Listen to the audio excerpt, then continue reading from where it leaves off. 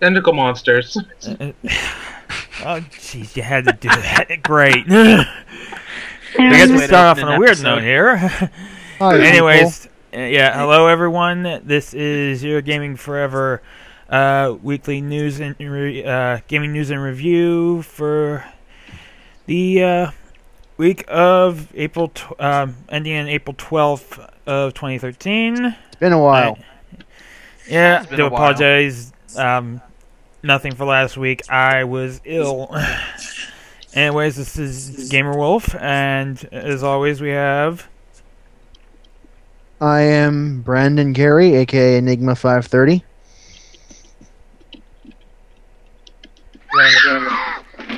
Other people are here too, including Punk. A slasher movie, apparently. I'm Punk the Penguin. I hope my tentacle monster statement woke all you up. It's time for news. and there's also the guy named Seth. Hello, this is Seth Highwind. And the other guy, this name is Titus. My bed was shaking. What the? Oh, good lord. Apparently Titus is going to be commenting with a soundboard today. We're all Chris Matthews, and this is Hardball, video game style, and Titus is apparently Sarah Palin or something, because he's just making no sense. Now, this episode especially had to be always online in order to connect to it. Oh, good lord. Because a new DRM scheme we've implemented, just deal with it. Oh, we're so going to be touching on that. Yeah. I see the cheek acid.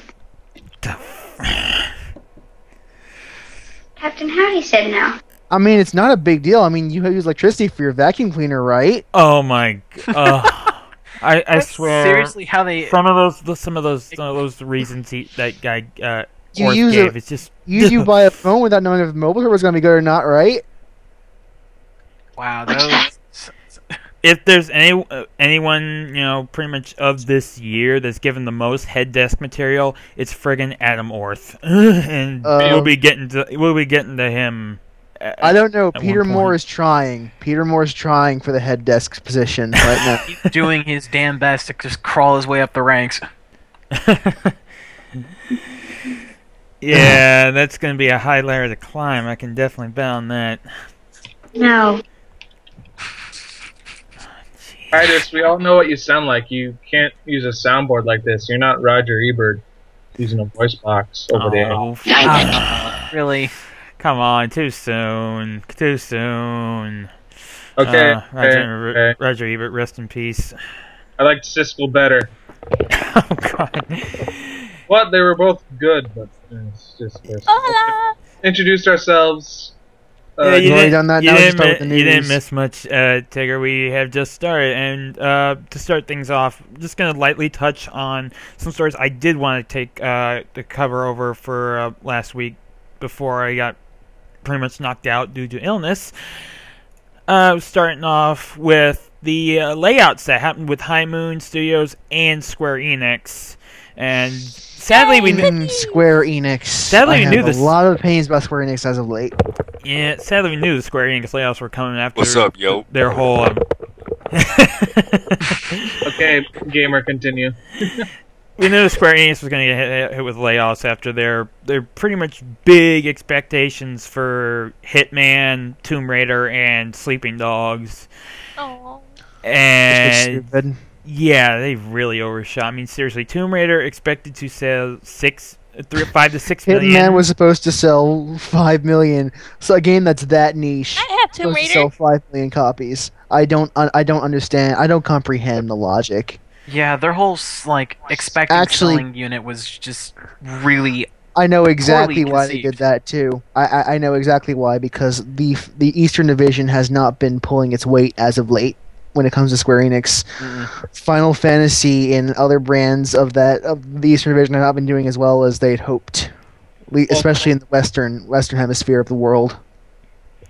Dragon Quest for the Wii U in Japan isn't looking so hot either. But... Well, yeah, it's because it's a damn MMO. I mean, and seriously. Final Fantasy 14.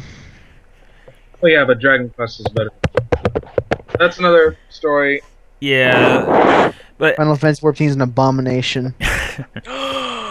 But anyways, yeah, the unexpected thing though was High Moon. They just finished the Deadpool game, and then boom. They were laid off before the game even came out. Yeah, it was pretty much okay. The game's gone gold. Great. You can leave now. We don't need you. We don't anymore. even know how good or bad it is, and they've already been fired. Yeah, Severance pay. Back Not this shit good. up and get the hell out. But y'all also covered the fact that they wanted to sell Japanese DLC for $30. We'll be getting to that. That is one of the news stories of this week. I believe High Moon was getting a bonus if the game was sold well enough, but since they're not employed with Activision anymore, they don't have to pay that bonus. Yeah. Yeah, that's a bit of a kick in the balls there for them, and I do feel sorry. It's a dick move, plain and simple. Yeah. The next one that happened last week, sadly, LucasArts, no more. Question: what was the last LucasArts developed game any of you have actually played and thought was good? Well, the good one? Oh.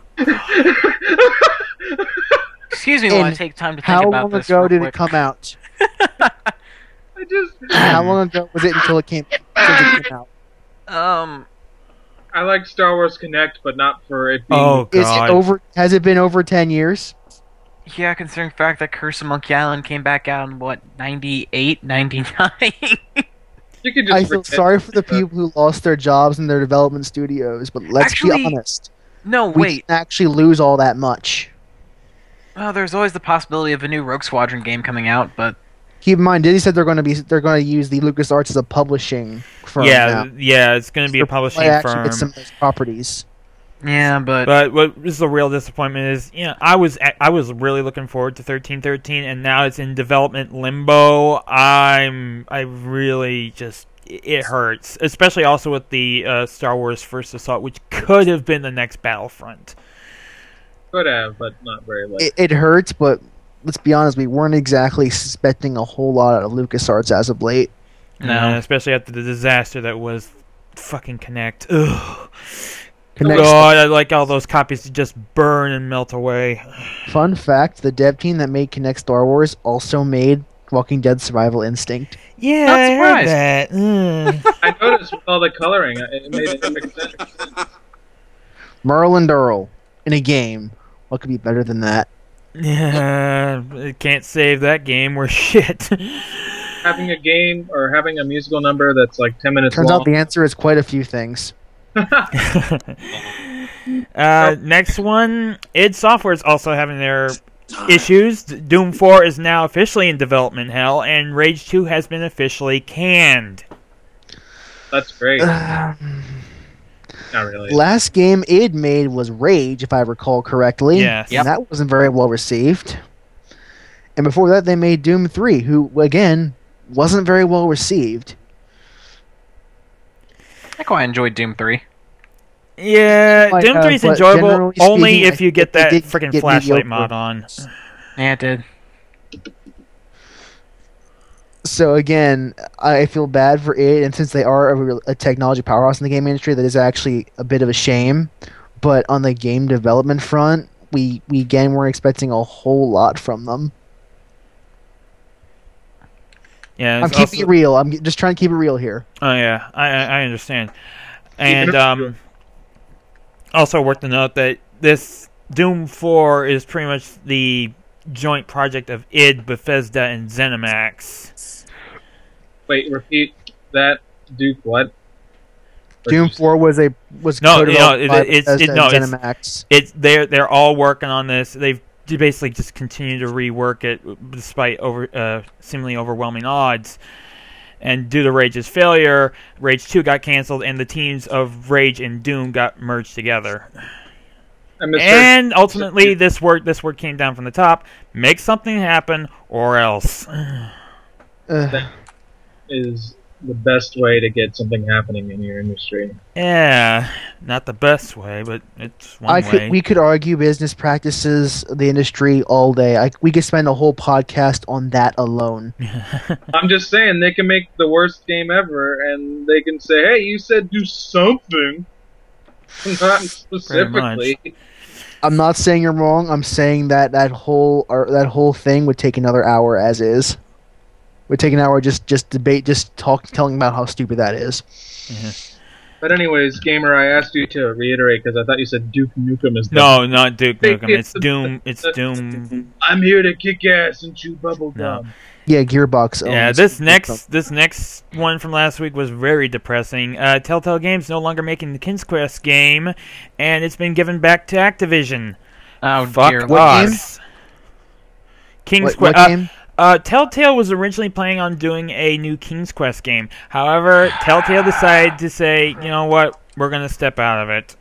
And they handed it right back to Activision. As Because I said that's a brilliant brilliant fuck idea. us. Activision isn't that bad. You got the. You got your Call of Duty Yeah, if you like playing. and your Skylander Spyro Adventure, which I am not mad about at all. Yeah. Anyways, do Yeah, they say why, or is it still in deliberation from people who want to see more of Telltale, or what's the dealio? Telltale said in a statement, "While we deeply love King's Quest here at Telltale, we can confirm that we are no longer working on the franchise. There was a time last year that we investigated partnering with third-party developers to produce the game as a partnership, but decided against outsourcing. We are not privy to what plans Activision has for the franchise, if any." However, there is maybe a silver lining to this in the fact that It means they can focus on Fables. well, true, but also in Activision's side, the confirmation for this also came from Replay Games president and founder Paul Troll, Trow, sorry, not that, yeah, Paul Trow, the man, the man you may remember actually did the successful kickstart of an HD remake of Leisure Suit Larry in the Land of the Lounge Lizards last year. Sorry. Trow said during an interview at actually GDC last week, he mentioned that he had been talking with Sierra co-founder and King's Quest creator Roberta Williams about doing a new King's Quest. So at least we got like two pretty decent people. One decent person, the other the person behind King's Quest. Yeah. So who knows? Just as long as Activision does not make a disaster as what 8 was. Well, I mean, they could make it like as good as Walking Dead Survival Instinct. Oh God.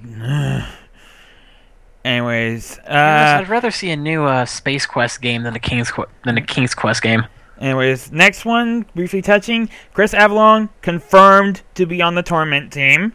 The Kickstarter for Planescape for Torment Times of Numenera did get to that all important 3.5 million mark. So Chris Avallone joins the team, and as of right now, the Kickstarter is closed, and it actually is now the #1 most funded Kickstarter project ever done. Considering how popular Planescape Torment is, this comes as a surprise to nobody. Yeah, this beat out Project Eternity, which was the former reign at 3.98 million. The final market has spoken. We want those old school RPGs back, apparently. Oh, yeah.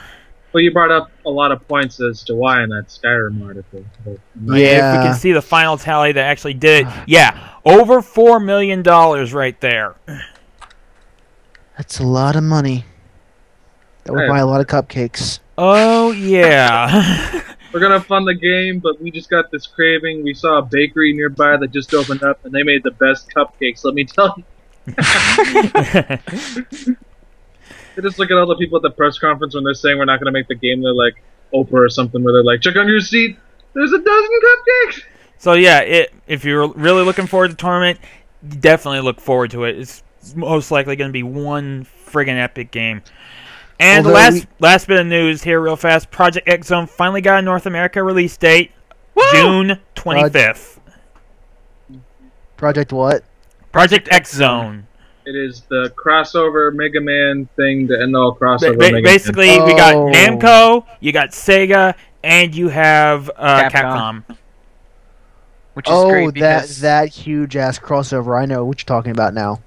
Which is great because on the roster list they pretty much have all the original characters from Namco X Capcom have basically been confirmed as playable characters as well as adversaries, which is very They're nice. gonna actually ship that to North America. That's surprising. I'm not gonna lie. I didn't think they would. Yeah, the only limitation is that there will be no English voice acting, so there will be pretty much just subtitles. But So I don't care. I don't We're know the getting people it. who are We're fans getting of it. I want to be honest. People who were this game's target market probably don't care. nope. To be blatantly honest, as long as they have the subtitles, I don't think they will care. Well, I wouldn't say that for all of them, but. All right, now moving on to the news of this week. We're starting off with, no surprise here. EA got voted again as the worst American company in 2013. Oh, did you see the response? Yeah, I saw the response It was letter. hilarious. You know that's fake. Peter Right? Moore thinks that all the people who hated EA and gave them the reward were gay haters. Oh. You meant- When I said it was fake, I thought you meant the thing where they were like, "Yeah, you voted us as worst." Oh, company." yeah, there's another layer like that. But yeah, that one actually is confirmed There was to a be joke fake. one and one that he actually wrote. But yeah, the one he actually wrote, he actually did think it was all because of the fact that they're Well, he listed, like, 5 different anti-defense reasons. of marriage act. To keep it Really? real, he listed 5 different reasons. One of the reasons was that people were hating them because of the cover of athlete for the new Madden game. They hated them because of the Mass Effect 3 ending, which is true. I will give them that. That is a correct thing I hate them for. See, what other... There were 2 other things I can't remember off the top of my head. They made Mass Effect 3. That's another reason. Probably the whole SimCity debacle. Oh yeah, they- SimCity they- was the big thing that blew up in their face. He said that we can make it clear SimCity's online is not DRM. Yeah, he said it was, and someone else in EA said it was supposed to be friggin' MMO. Yeah, right. To which I reply, you can say it all you like, does not make it any less false. I don't know. It is totally a DRM scheme. It's the most obvious thing in the world. I don't care whether you or Maxie chose to do it. It's a DRM scheme anyway. But yeah, his response was hilariously stupid. And and then patronizing. then the consumer has fired back and said that such claims by him were just bullshit, and the fact that they got this was because of their DLC practices, unreasonable prices, and lack of product support.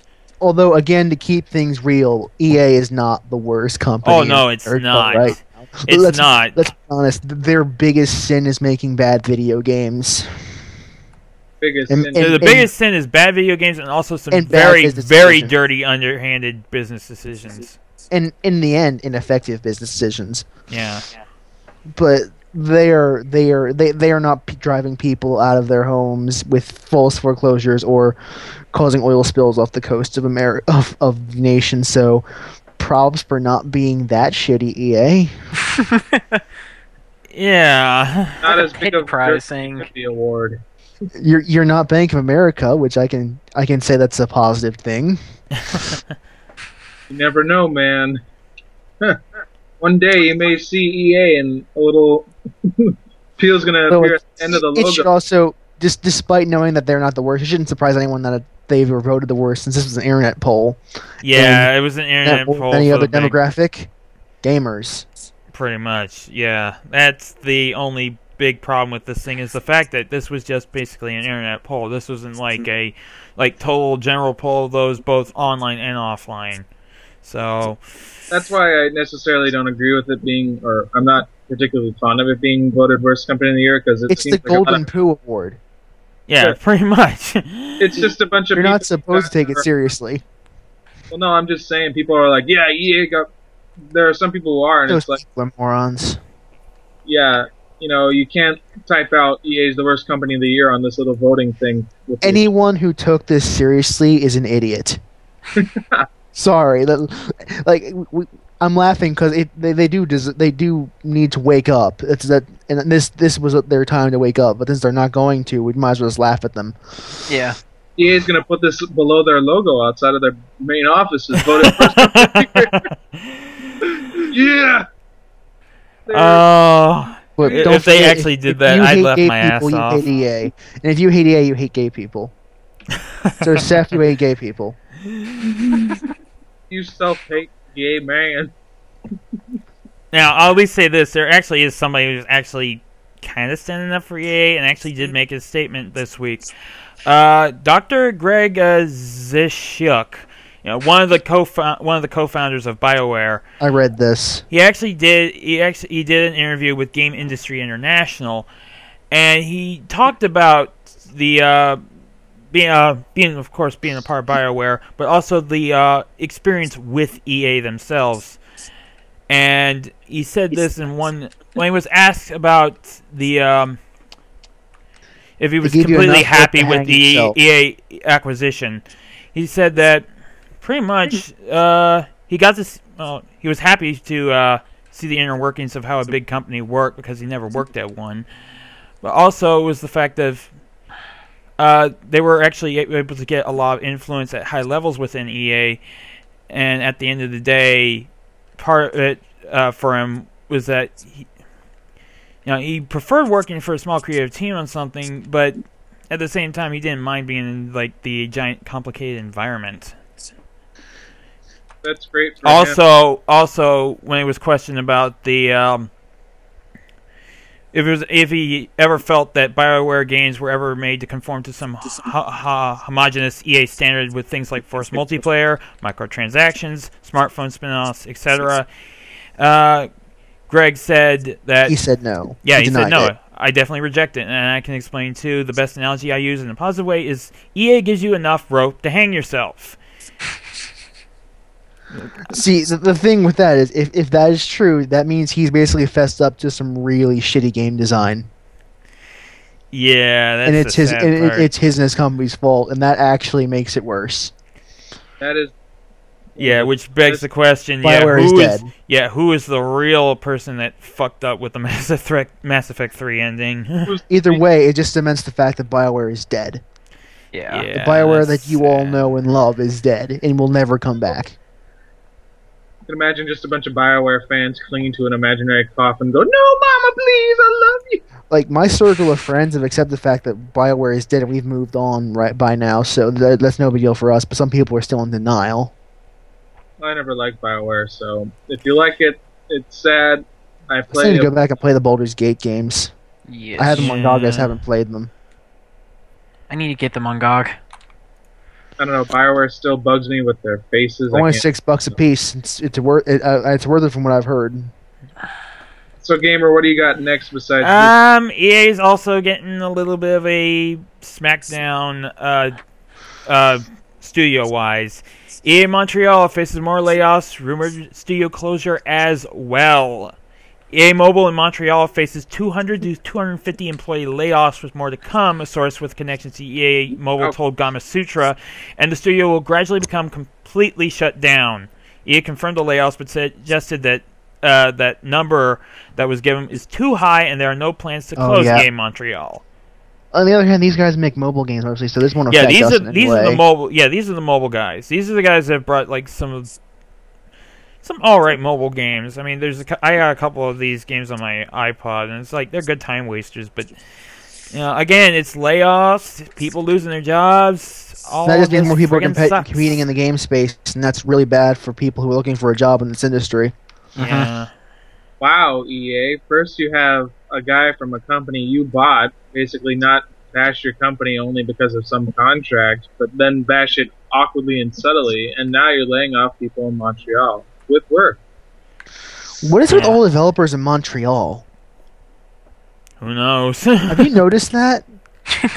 Maybe it's like Louisiana for filmmakers, how they just give you money because you're a game dev. They're like, "Oh, you want to make a game here?" That explains it. That explains That would it. explain it. Yep.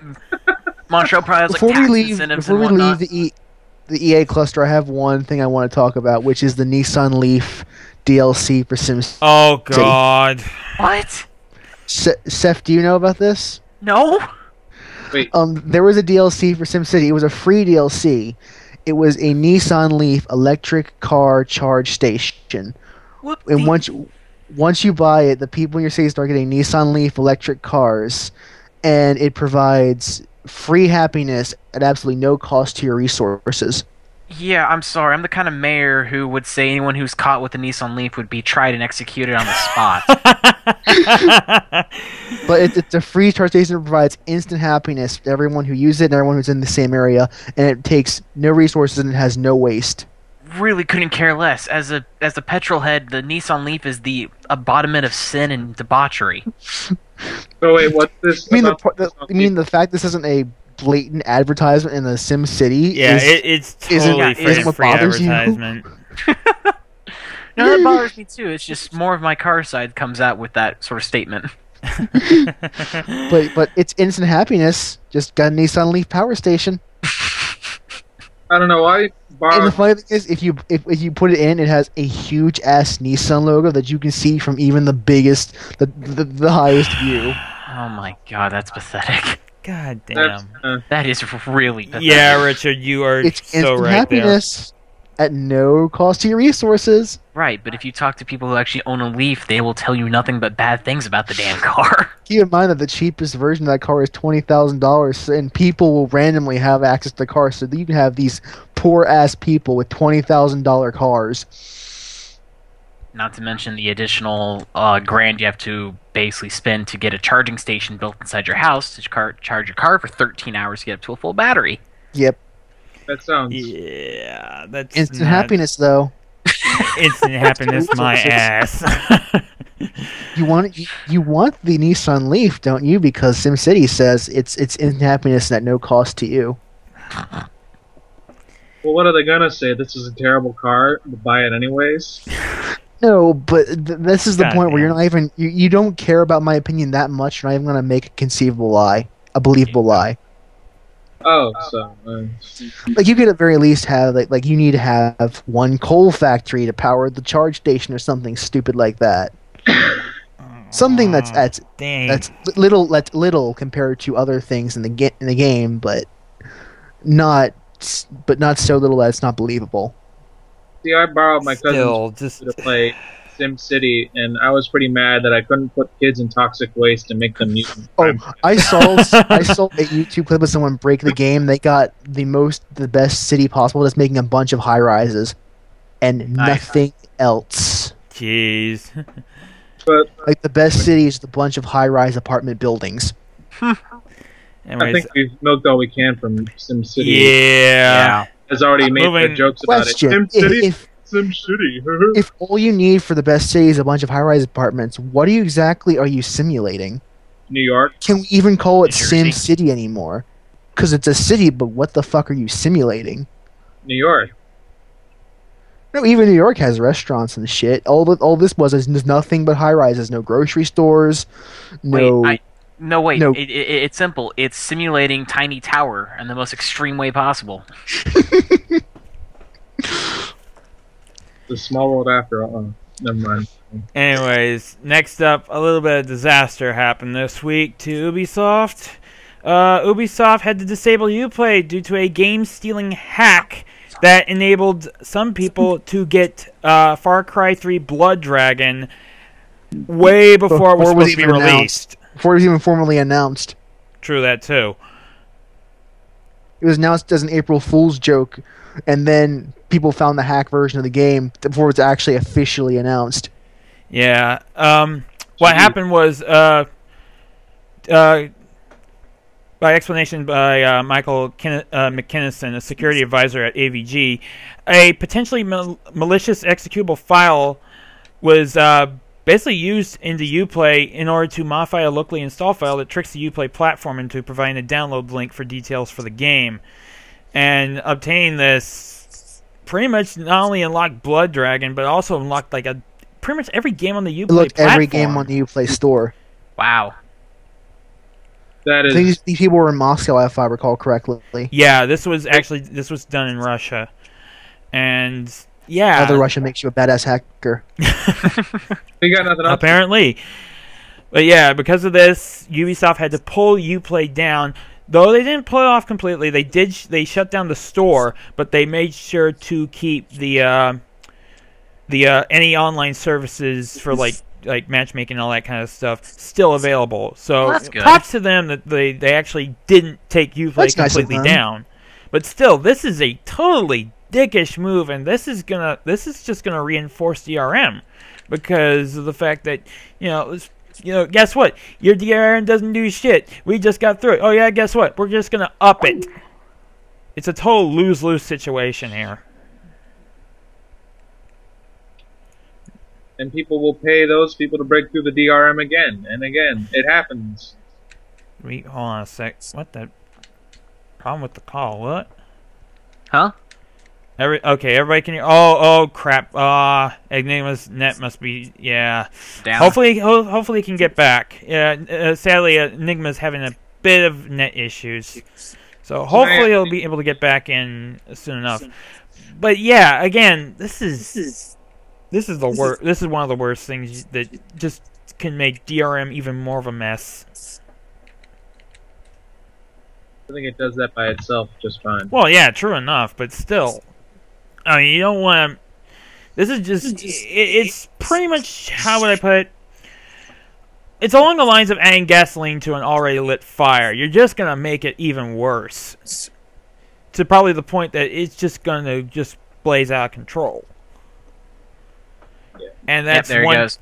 And that's one thing that I'm kind of afraid of. Because DRM, you think SimCity's bad. I mean, I can bet it can get worse. It can most definitely get worse. We probably did not. We haven't seen. We've only just seen barely scratched the surface. Yeah, we've only seen the tip of the iceberg here. I've only begun to fight. Exactly. No Leonardo Somebody DiCaprio to save us this this call time. is echoing. Titus, is that you? You aren't saying anything, bro. Okay, I guess not. Anyways, gamer, unless we have more to say about no.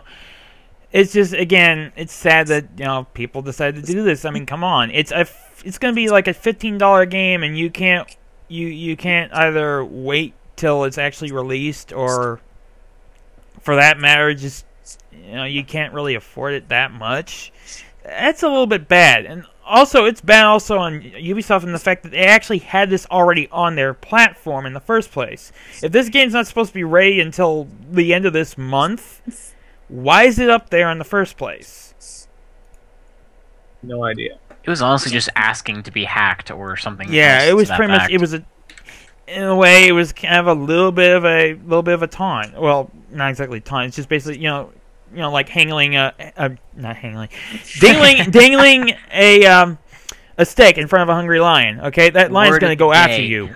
Hangling. Yeah. You said the secret word. Oh God.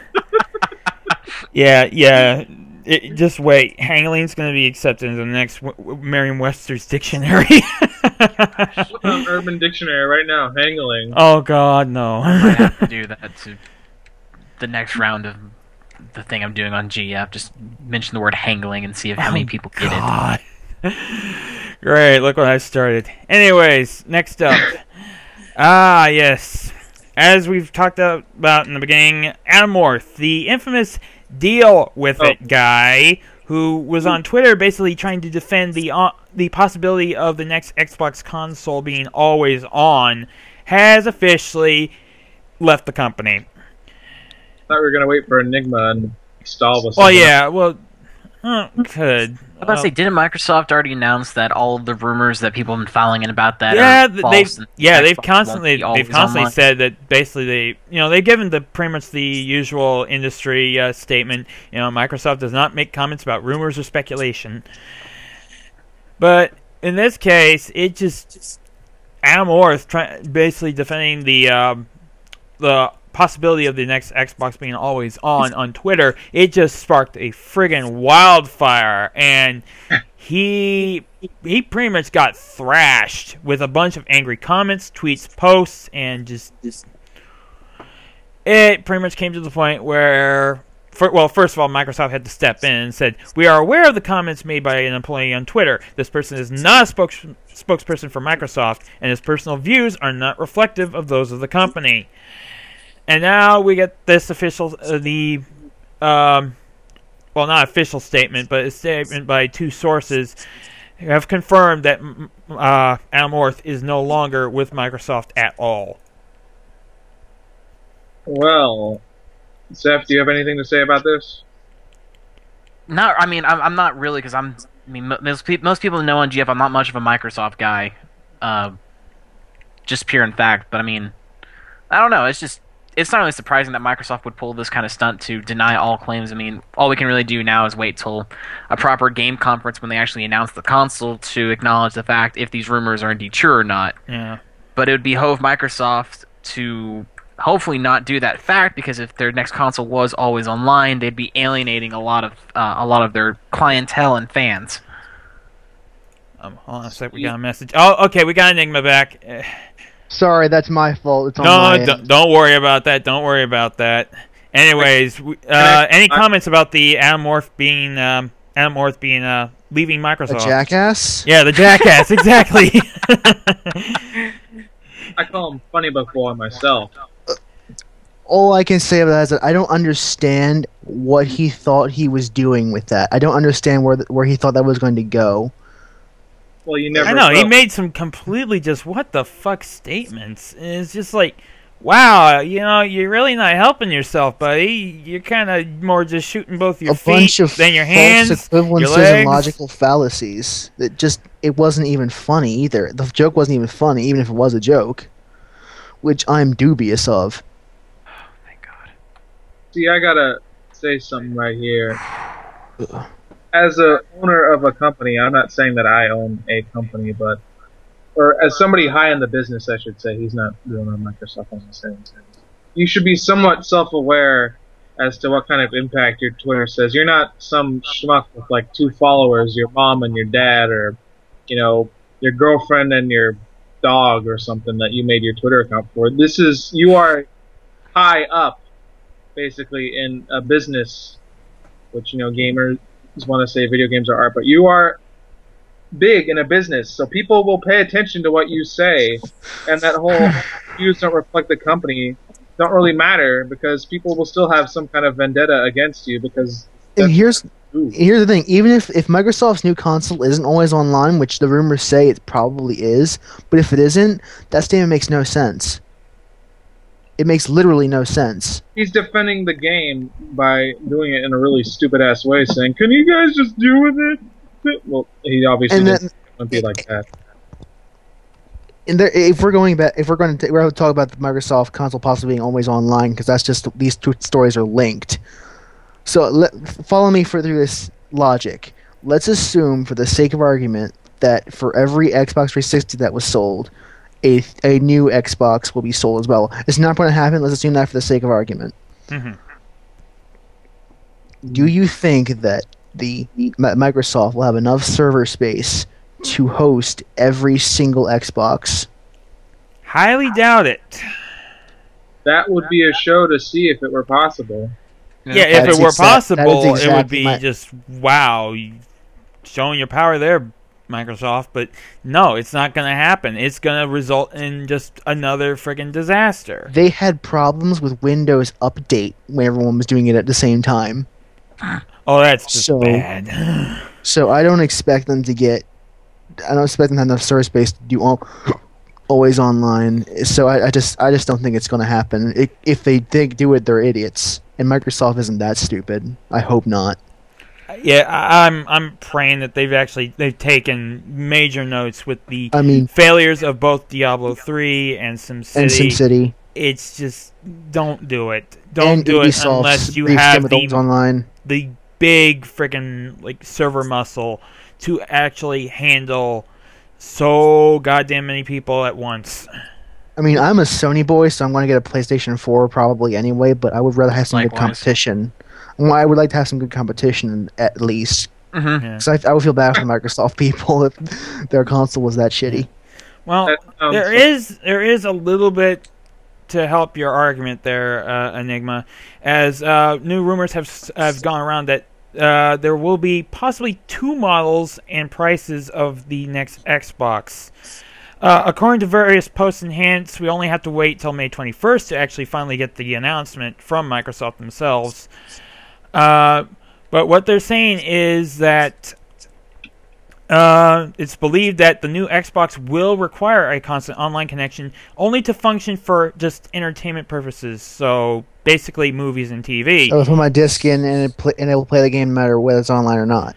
Yes. So pretty much what they've been doing with Xbox Live Gold, where if you don't have Gold, you can't access like Netflix, Amazon Video, certain multiplayer aspects. But Which is stupid since it's being paid for by advertisements. yeah. Yeah. This is all info coming from Paul Thurrott, a Microsoft analysis, and Thurrott also claims that the new Xbox will cost around $500 for the standard console and will come out in early November. However, he's also said there will be 2 editions to this. This kind of harkens back to the days of the 360's launch with the, you got the more stripped down version and you got the Pro version, if you will. Wait, so the other edition is said to be $300 and will have the same hardware as the $500 model, but it will require a normal subscription to use. And the price of the subscription and whether it will include Xbox Live Gold or be in addition to the service is not known this time. Also, rumors going around that also to provide backwards compatibility for this new Xbox, there may be like a little device like if anyone remembers the HD DVD drive for the 360. That may be released just for complete backwards compatibility with Xbox 360 games. It's actually pretty smart. It's smart, but at the same time, price gouging. Price gouging. Ow. Okay, I gotta keep in mind, like I said in the PS4 thread on Gaming Forever, backwards compatibility can be really expensive, especially for a console that was just out, because then you have to put all that software in, or put all the hardware in, or emulate via software. And for either the PS3 and the 360, that's actually a lot. It's more so for the PS3 and 360, but 360 is also a lot of hardware you have to simulate through software. I remember that thread, Mary Jest and all that. Anyways. Okay, so apparently, yeah, the backwards attachment actually is real. It's not fake. Thank you, Richard. If it's an attachment that just gives you the hardware, I can see why they would do it that way. That makes sense to me. Yeah. Well, at the very least, I can at least be happy in the fact that it will offer complete backwards compatibility. I don't even know how the backwards compatibility with the 360 is, being so goddamn fucking selective. Picky as hell. That's probably due to the emulator, if I had to guess. Guys, they have Jet Set Radio. That's all they need. Because the PS2 emulators. I was happy when I found out that the 360 was able to do Jet Set Radio Future, and then I found out that Conker's Bad Fur Day wasn't compatible.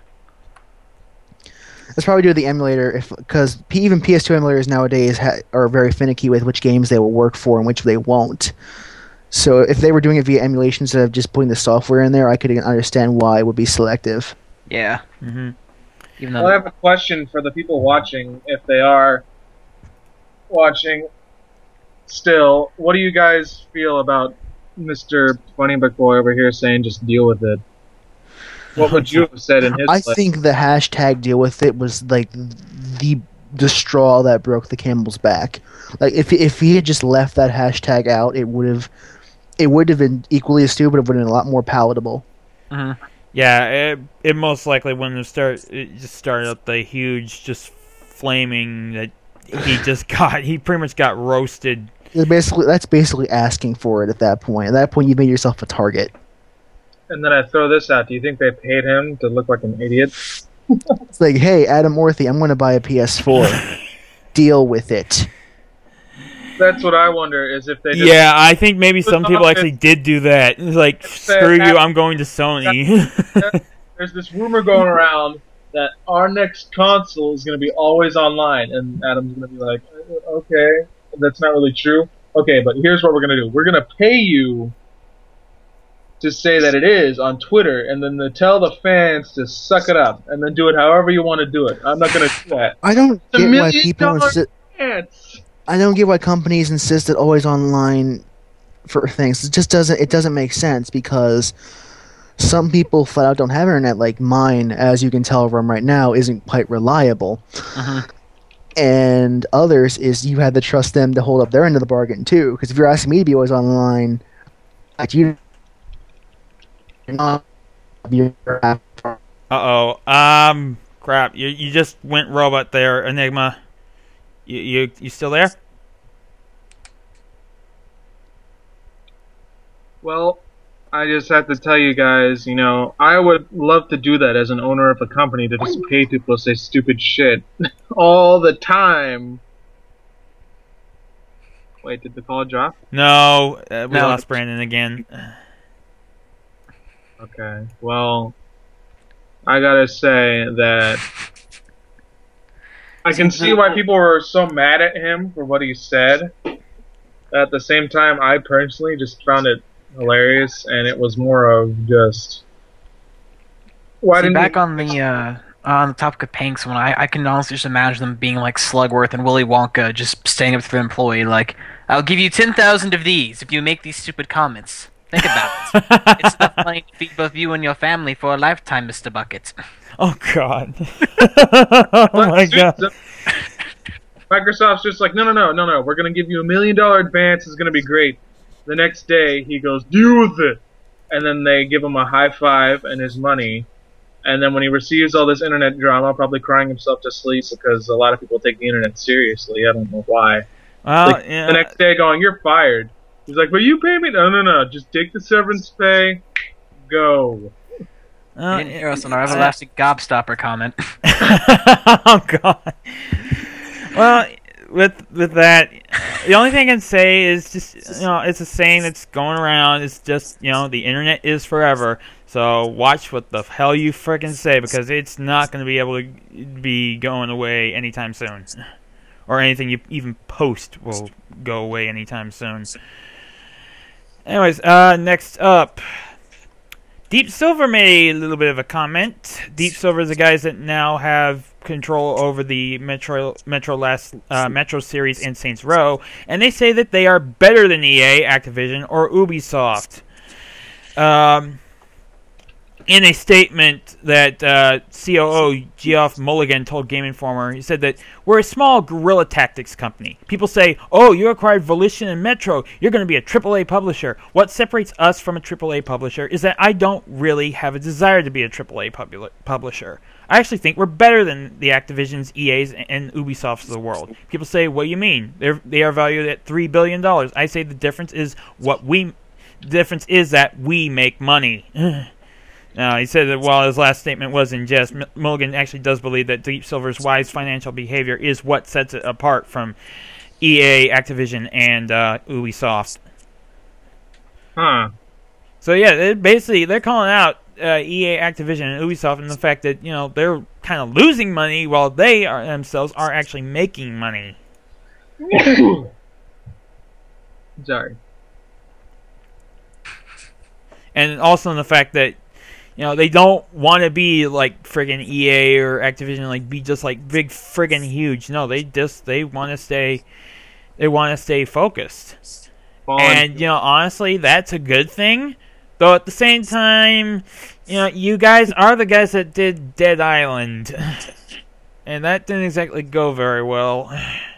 Hey, if you don't level in Dead Island, the game's really easy. What are you talking about? Sorry. I had to.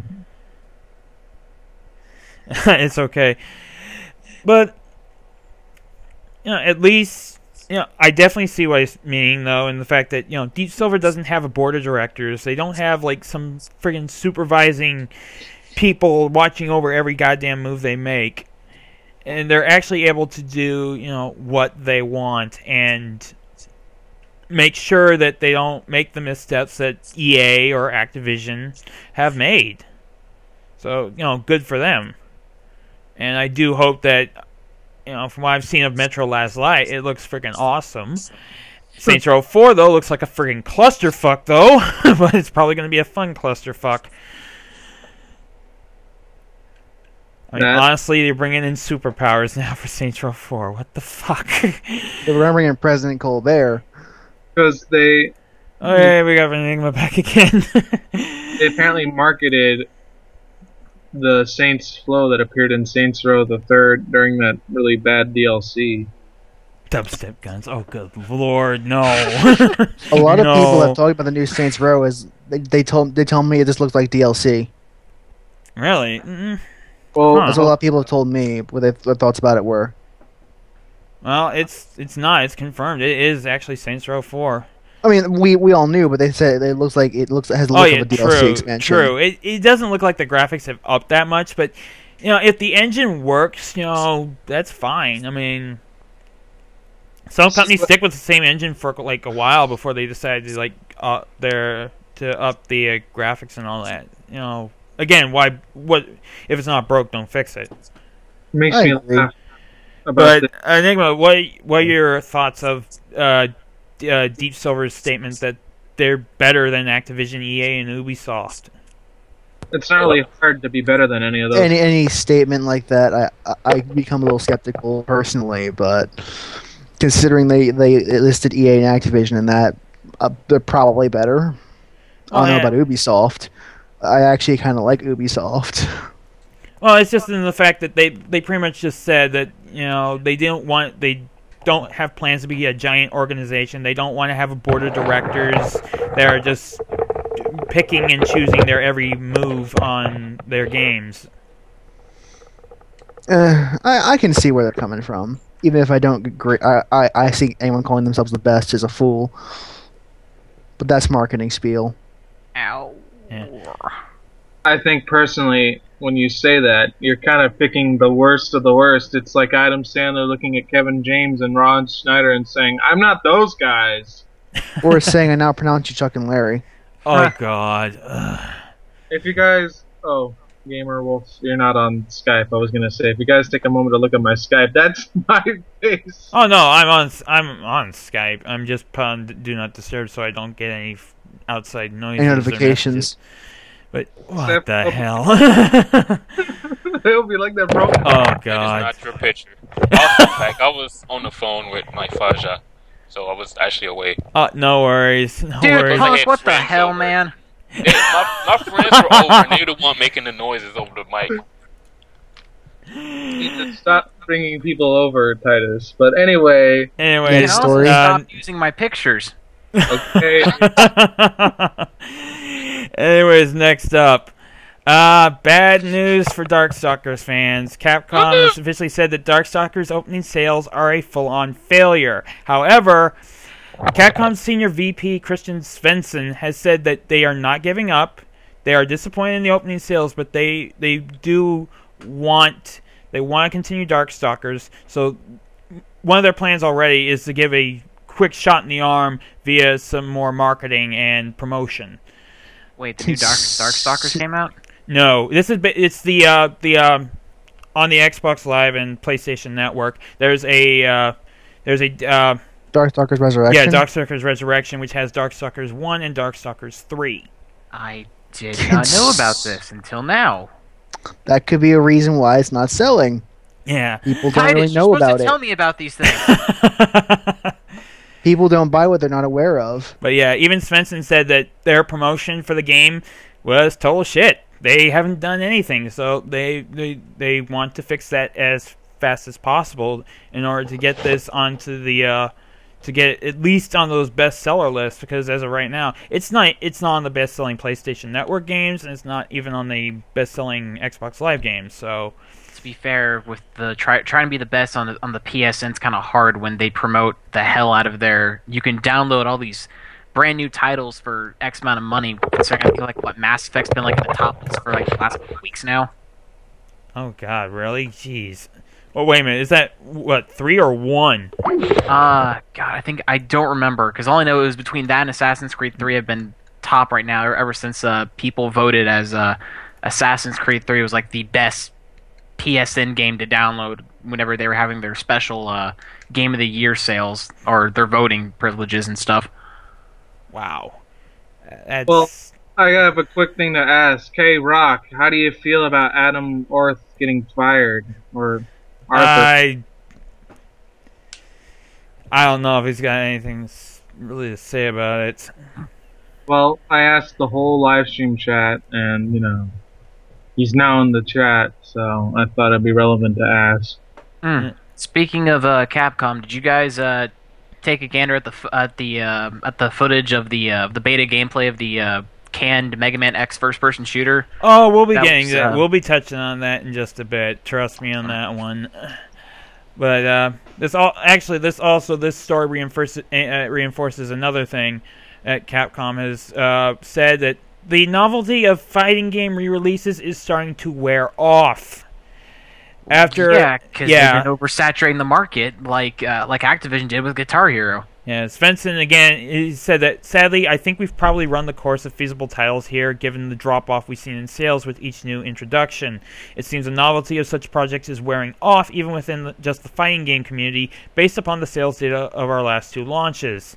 That said, we have been quite prolific in these areas, despite the assertion above that we haven't, and it's probably time for us to slow down anyway.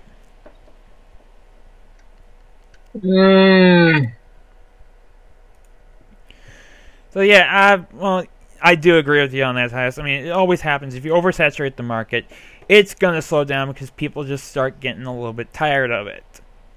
I mean, that's sad. I mean, it's sad that, Darkstalkers has to get hit by it, but at the same time, what can you do? If you got too many fighting game re-releases, it's just too much.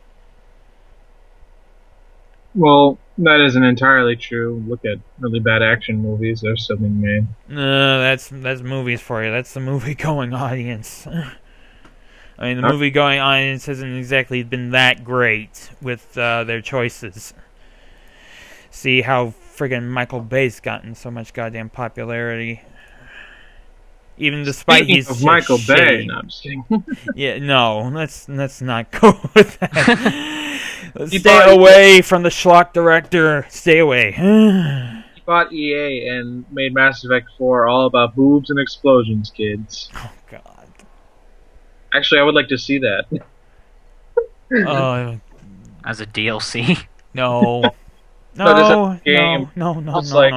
Callie doing nothing but wearing low-cut tops, and Shepard just screaming, "No, no, no, no, no, no, no, no!" Oh, shit's exploding. Anyway, Gamer, what's your Did next... you just make a freaking Xena kind of yell? Oh my God. Racist. No.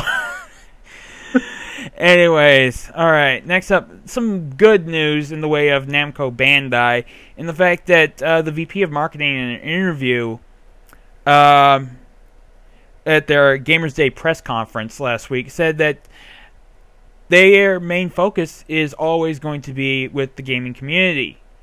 It will always be their pure focus in just pretty much taking advice, what do they want to see, or what needs to be fixed, and pretty much just always keeping their core, not exactly core audience, but basically their total fans in their mind. Well, that's always been like one of the best things about Namco Bandai. They've always been there for their fans. Yeah, excuse me. Carlson Choi, the vice president of marketing, said that we at Namco Bandai Games are not only here to listen to what you have to say, but deliver what you ask for and work with you to make sure we bring you the best game experience for you on a daily basis. And he made sure to reference titles such as Tekken, which has sold over 42 million units worldwide, 1.5 million of that which come from the latest release of the franchise Tekken Tag Tournament 2, and also Ni no Kuni, which Wrath of got the White Witch. Yeah, which got a Metacritic, which is, I don't really take that seriously, but it got an 86% on Metacritic. Which is still good, but it's just, Metacritic. But that's just a minor gripe. It's just Metacritic. Yeah. Oh, it's also surprising to note that the latest thing of the Naruto fighting game series, despite if you hate it or like it, Ultimate Ninja Storm 3 has sold 1 million units in 30 days, and... No! Good. Well, at least for that type of game. Yeah, well, it's also said that this is probably like the best one that they've released so far. I mean, it's kind of like with how people have been saying, like with the Dragon Ball Z fighting game series, that Budokai 3 was like the best one. Who says that? It depends who you're asking. But in any case, this is, I'm glad to see that Namco Bandai are always keeping in mind their audience, in the fact of just always taking their comments, criticisms, and just demand. I mean, heck, it was because of the head of Namco Bandai that Project X Zone is even coming stateside. I know, that's really, really glad that that was taken all seriously. I mean, disappointed didn't get to see Namco. What was it? Namco X Capcom. Yeah, really disappointed that didn't happen. But you can still download it, and there's an English patch for it. Very fantastic English translation patch. Yeah. All right, and this also. Oh well, next up. This.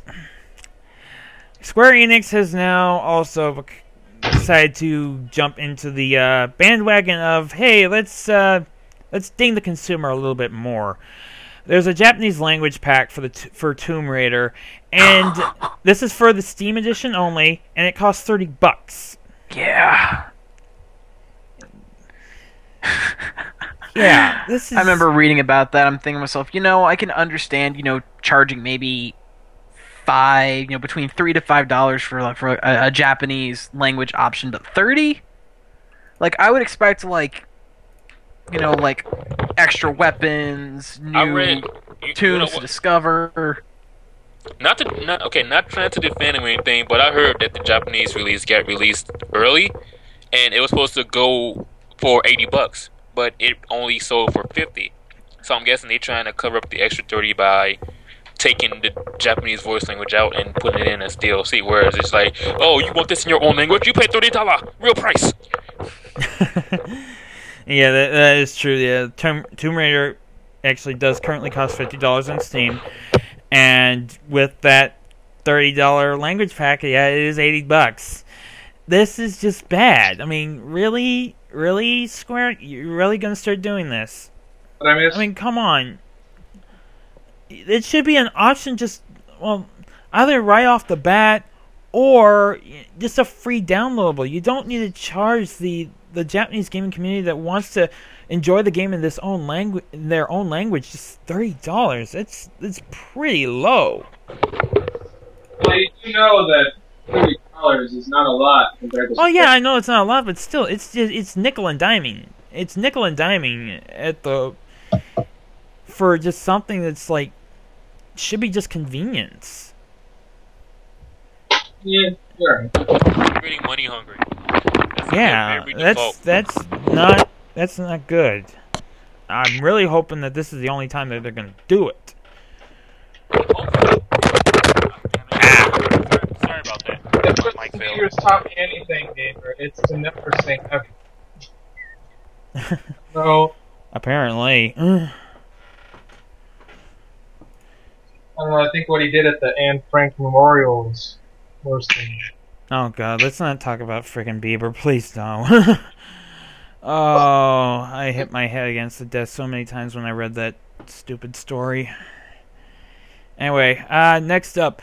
Bad news for still Nintendo Wii owners. Nintendo will be shutting down most of the Wii online services in June. This will include the news channel, the forecast channel, the Everybody Votes channel, the Me Contest channel, and also data exchange in certain games. I mean, to be fair, no one really used the Weather Channel app after its first week of it being up because people are like, oh wait, I've got my news, or I've got weatherchannel.com on a better platform to use. I mean, no offense to Nintendo, but a lot of their Wii Channel ideas were kind of... Yeah, they were kind not of... really needed, and were... They were sucky. Pretty much. I never used it because fuck checks the weather. Yeah, the only big impact from this is the fact that certain games will actually... Their online services will be cut. Which means anyone who is still playing Dragon Hunter 3 or Dragon Hunter Tri, their service will be pretty much be cut off in June.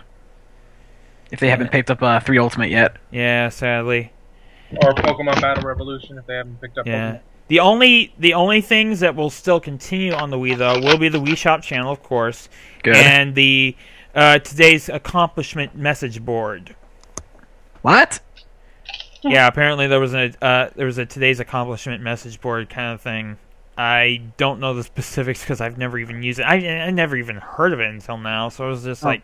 Then again, my Where Wii did is this come Basically from? tell you how long you play the game and. Oh, okay. Oh, it's thing. that thing. Okay, never mind. I thought it was some like brand new service patch that I haven't bothered downloading since my Wii's been hacked Yeah. since 2000, mid 2011. Yeah, I mean, with this, I'm pretty much just I'm probably gonna hack my Wii. Also, podcast, great idea. Gamer. also at the same well, it's easy to do, to be honest. I mean, it's like one of the easiest kind of hacks I've ever seen without you having to use a goddamn mod chip. Nope. But and you are set. But this also the shutting down of most of the online services also falls in line with the fact that Nintendo is starting to sell an offline Wii Mini in Canada right now. So Wii Mini is actually pretty sexy looking. True. Especially if you get the red version of it. I do admit it does look pretty sleek. What the hell? I mean, if anyone hasn't seen, hasn't heard the offline Wii Mini, this is what it looks like right here. Yeah, the red and black one looks pretty good.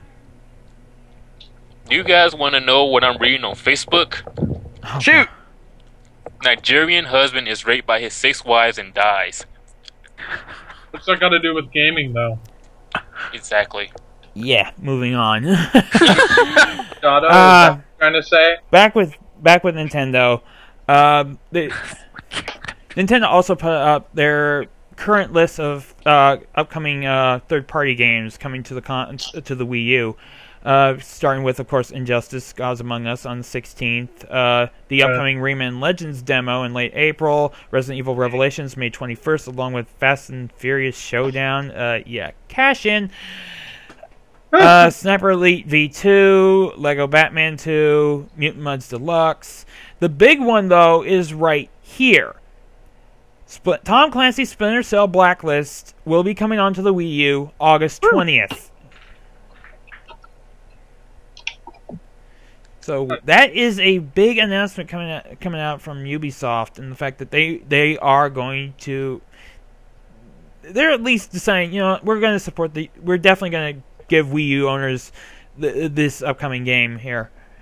And from what I've heard, for touchscreen functionality, you'll be able to control remote control drones with that, with just using the pad. Quick select for your gadgets menus. Pretty much just basically making like the whole selecting gadgets a lot more simplified, which is a good thing for a stealth game. So you're not having to worry about equipping, equipping equipment when pausing the game again and taking care of on the fly while you're still in cover and making sure that you can get through places stealthily.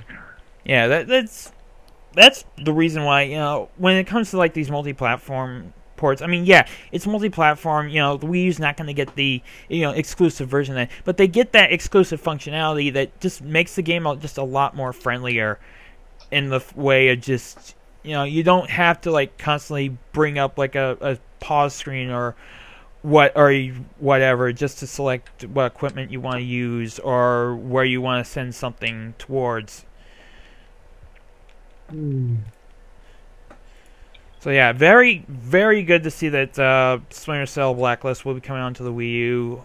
Again, the Wii U, hopefully this is, it's gaining strength. I'm hoping that it's going to continue to gain strength, and I know the Wii U probably won't be taken like number one, but at least like come into like the second at the very least.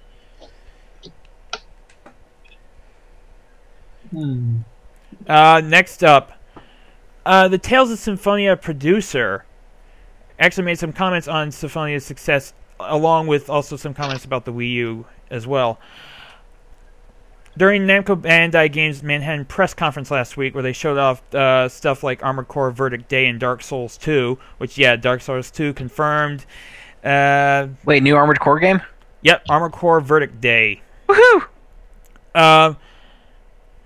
Hideo Baba, the Tales series producer, showed off some of the upcoming Tales of Xillia, and said in passing that the GameCube's Tales of Symphonia was the most successful Tales game in the West. Yep. Yeah, and when he was asked about it, he said, "I believe the success of Tales of Symphonia has multiple factors to it. The first being that it was the first Tales title that was rendered in 3D polygons, so we believe that was a huge component to its success. Another huge component was that we had a lot of support from Nintendo, so that allowed us to reach out to a broader audience that we weren't able to reach before." Bob also added that external forces were not the entire reason for Symphonia's success, and so it was just Symphonia was a solid title with a solid story, and that I totally agree with. If you have not played Tales of Symphonia, try and find a copy on eBay or something like that, or go to like Mom and Pop's Game Shop that still has GameCube games, because it is a game well worth your money. The story is pretty much not giving away anything, but there's a major plot twist in it, and when that plot twist hit, I got friggin' hooked severely on that game, and I finished it. Yeah, but Symphonia had a great story. Tales of Grace's F is pretty much a close second, in my opinion, as far as best Tales game out there. Well, I just gotta say this now. Don't get the Wii Tales of Symphonia game. Yeah, the sequel's kind of meh, to be honest. Yeah. The original, definitely get the original. If you have a possible curiosity, check out the Wii sequel, but otherwise, don't touch it. Yeah. Now, also, Baba did, on a statement about the Wii U, he said that, "So we like the idea of the Wii U. We think it's a great system, and if it becomes more and more successful in the future, that's a console we would like to tap eventually. But for the time being, we do not have any plans, and we are focused on maintaining our fan base on the PlayStation 3. So yeah, Nintendo, come on, step up here. I mean, especially if you want to get. It is still a relatively new console, and a lot of consoles have a slow startup time. This has been proven with a lot of Nintendo's consoles. I mean, look how long it took for the Wii to really pick up speed as far as games go. Look at the DS, the GameCube. True enough, yes.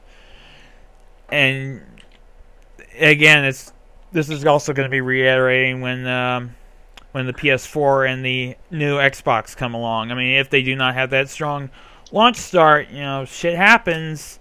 They're also going to suffer slowdowns. I mean, we've seen the PS4's pretty much possible, well, not concrete launch titles, or at least titles that will be within probably at least like 1-2 months. Still, that doesn't guarantee that they're going to be out in the launch or 1 or 2 months. I mean, anything can friggin' happen. So it pretty much the upcoming launches of both those consoles, it's going to pretty much be the test of whether are they going to have fast starts, are they going to be able to get out of there and not suffer the slowdown that the Wii U's had, or are they going to get that slowdown and the Wii U's actually going to start making headway? Because of the head start they've had. Now, speaking of Tales of Xillia, the collector's edition was explained, and oh my god, I'm not good. This thing, it's got a lot of stuff to it. The collector's edition is $100, but here's what you get. You get the limited edition packaging. You get the game. You also get an art book of the Tales of Xillia, and you also get a special music selection CD, and you get a friggin' limited edition Milia figure. I don't know the height to it, but god, the craftsmanship on that figure. Well, it definitely explains why this thing is $100. Huh. What'd be cool is if on PSN they put out some of the games like Tales of Destiny, or what would be cool is seeing a console version of Tales of the World Radiant Mythology, which, for all those people who don't know, is... Radiant Mythology is a good game. It sucks that it's stuck on the PSP. It's a total disappointment it's stuck on that. because I got to play that on a friend of mine's PSP, and I enjoyed it. I enjoyed what little I was able to play of that. But anyways, next news. But yeah, this collector's edition. It's pretty much following along the lines of what they did with Ni no Kuni's limited edition, which in turn had with its package. It had the game. It had a 300-page hardcover Wizard's Companion book. It had a drippy plush doll, and it also had some downloadable content to it.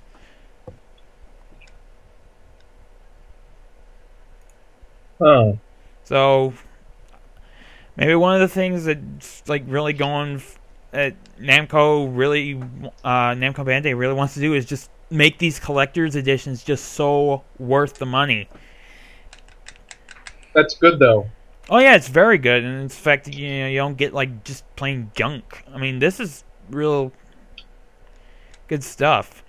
Richard, I debate on that.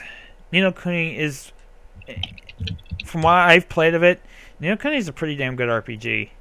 I mean, yeah, the system, I will admit, does take a little getting used to because it's not your like typical, Game. What? Let me break this down for you. Ryu, no. That's all you gotta say. Just say Ryu, no.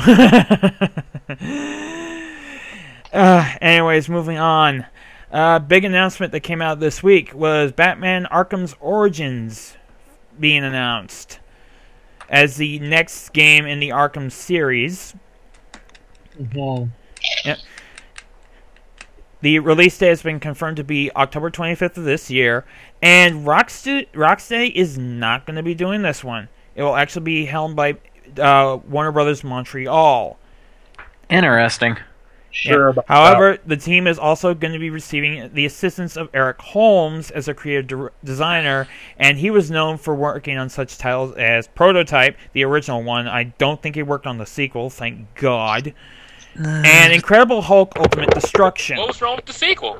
Just because it had a brother in it? The sequel was just plain bad. Because it was a sequel of a bad game. Prototype was fun. It wasn't.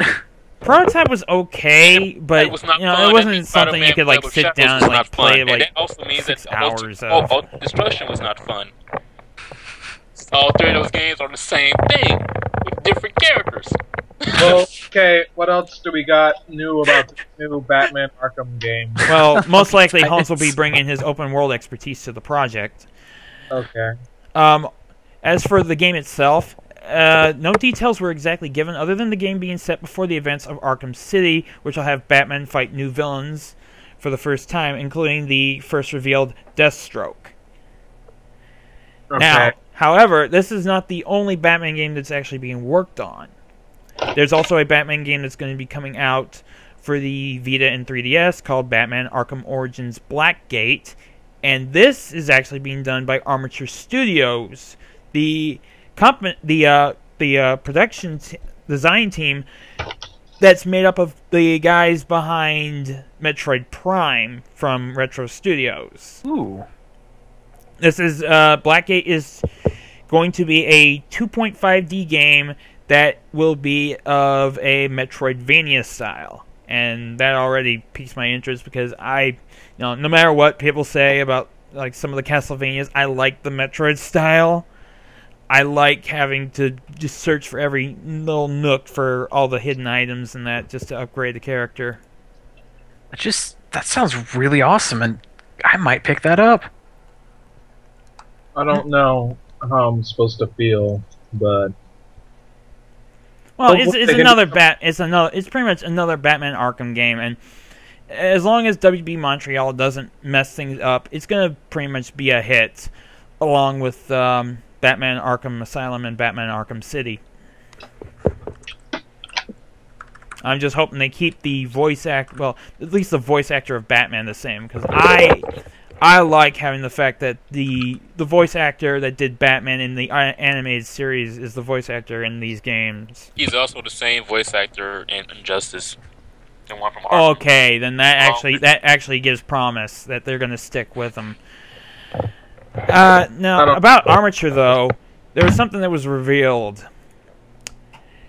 Mega Man could have been an FPS. No. Yeah. There was a bit of a leak that showed off a interesting little canceled project by Armature.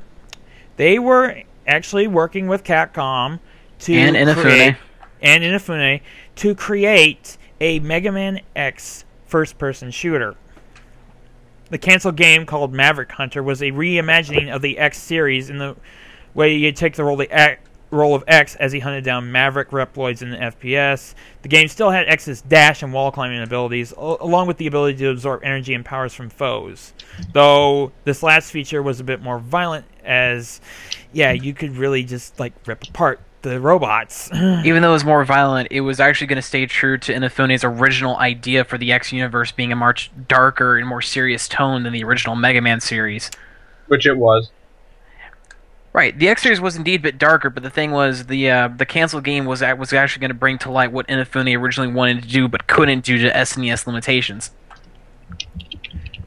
Yeah. Not to mention, it was going to be a planned trilogy. With the third game, you'd be playing as Zero taking down a completely Maverick-infested X.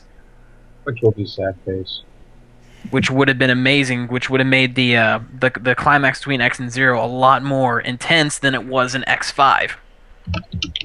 Yeah, true enough. But as I look, when I first saw this, I just couldn't help but just wonder about just pretty much the style they gave to X. Part of me thought it looked all right, but then the other part of me just went, it doesn't really look right. But then again, this is coming off the fact we've only seen X in polygon form in the early X games, except for X7 and 8. But that's just me. I mean, Seth, how you feel about what was the possible look for him in this game? I mean, it was definitely a different look than everyone was accustomed to. But then again, I'm kind of biased on it because I've always been a fan of really dark, gritty, cyberpunk type adventures. So I thought the look really felt the genre that they were trying to go for. I mean, I would have picked it up just to show support for this brand new series, because in all honesty, with Mega Man, it's always a nice thing to see a game go a radical change, because it brings a brand new dimension, brand new story, brand new gameplay physics than was previously established from Capcom's original policy in the 80s and 90s with their "if it ain't broke, don't fix it" policy. Yeah. I'm always a fan of whenever someone deviates too much from the norm, because it just opens up a brand new world of possibilities and brand new stories, which is probably why I'm such a huge fan of the Legend series. So, yeah, I get your point on that one. I think it's just basically with me and looking at this look, it's just pretty much the face area and the fact that it's not really, it doesn't exactly look like that familiar Buster cannon that we all know. That's just the parts that throw me off. Mm-hmm. Other than that, it looks okay. The whole thing got scrapped, sadly, and unfortunately, that's how things go. I mean, I most definitely, if this game was able to come out, I have a good feeling it probably would have worked pretty well. I mean, this is Armature we're talking about. These are the guys that left Retro Studios after the Metroid Prime trilogy was finished, and these are the guys behind that same trilogy. So, yeah, that right there would have sold me on the game, not in a heartbeat. The fact that Armature was working hand in hand with Inafune, that would have been the selling point to me as a customer. Mm-hmm. All right, next up, we all know Rayman Legends got delayed because of the fact that they're porting over to the Xbox 360 and the PS3. However, this now has a bit more of a silver lining to it, in the fact that with this, the developers are actually able to add extra content to it. Mm-hmm. Yep, the game has the developers have officially said that because of this pushback, they've been able to make 30 new levels and several new bosses to it. They've also have the developers have also admitted that, again, they weren't surprised about the fans' backlash and the fact that it got delayed, and they were really involved in the protesting of Ubisoft's decision to also set the game back for a multi-platform release. They even went out to say that the Wii U version was actually completely finished. Mm-hmm. But in the end, I mean, first off, 30 new levels, more bosses. That's always good. More content. And also, Wii U owners will be treated to a second demo to recompensate for the delay, which will be available later this month, as I mentioned before in the list of third-party titles coming to Wii U. The exclusive Wii U, the demo will have 4 levels. One of it is exclusive to the Wii U, called Murphy's Dungeon, and the trial will also allow players to try out an online challenge mode, which will give additional challenges added on a daily and weekly basis. So yeah, definitely good in the fact that the developers, they really was like, we're sorry, this kind of was out of our hands, but to make up for it, we're making the game longer, we're giving you more stuff, and Wii owners, we're going to give you some more stuff to just occupy you until the game finally comes out. Mm-hmm. Yeah, always good to see this. I mean, I still don't get why Ubisoft decided to pull that move, but because friggin' Origins came out on multi-platform, I guess they wanted to keep it the same. Next up, speaking of Ubisoft, at least they're doing something right. Ubisoft announced the remake of the classic cinematic platformer Flashback. Yay! Ubisoft has said in a statement, to celebrate its 20th anniversary, Flashback is back in 3D and HD, updated for the new millennium by its original creator and rendered in 3D by the power of the Unreal Engine. A new generation of players can now experience a game that helped define sci-fi action-adventure games. Yeah, those that don't know, Flashback was originally released on the SNES. As well as Sega Genesis. And it also came out on the Amiga, if anyone remembers the Amiga. Yep. But it was pretty much the spiritual successor to Another World, which was also a fantastic sci-fi adventure game.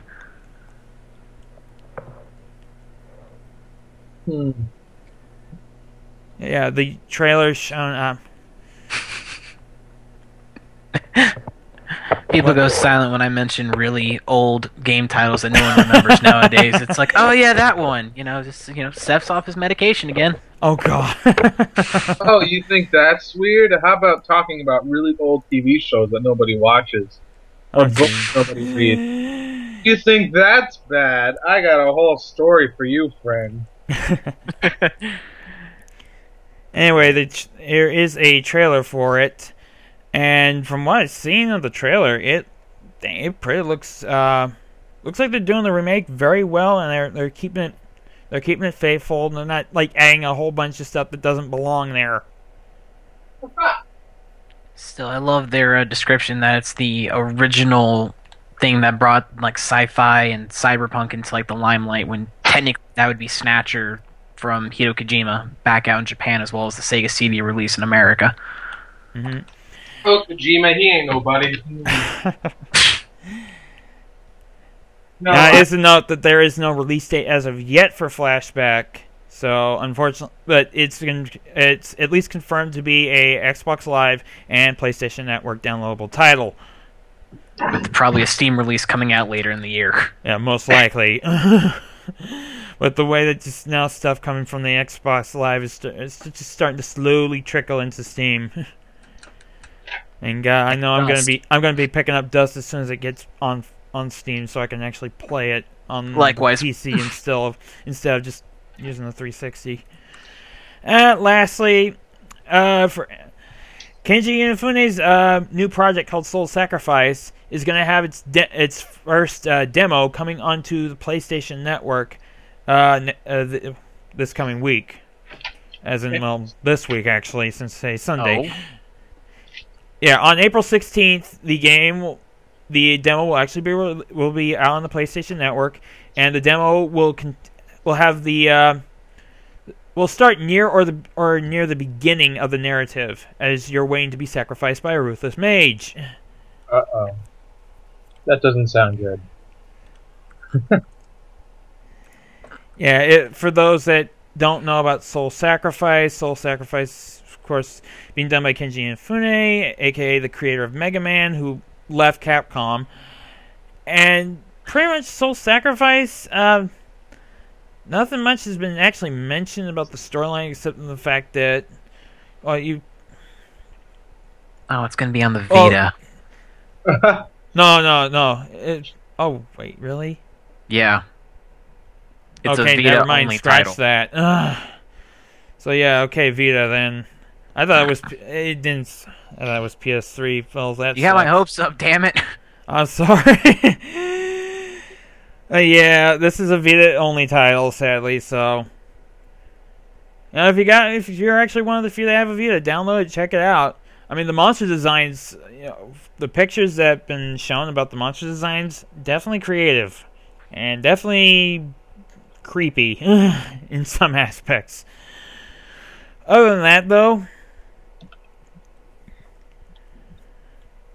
will be not much. There will also be a interview with Inafune as well on the PlayStation blog, and there will also be reminded to the buyers that you'll get 3 spells and 2 costumes for pre-ordering, as well as a free Japanese voice pack. Yeah, he's calling out. I think that was pretty much an intended jab at Square Enix right there. I don't know though.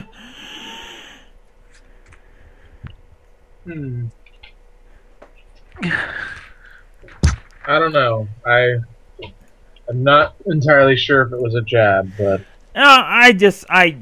with the fact that it was mentioned it's a free Japanese voice pack. I mean, I don't know. You can probably put it up to coincidence, but otherwise, it's still pretty bad timing. And the fact that Square Enix pulled their thing with Tomb Raider.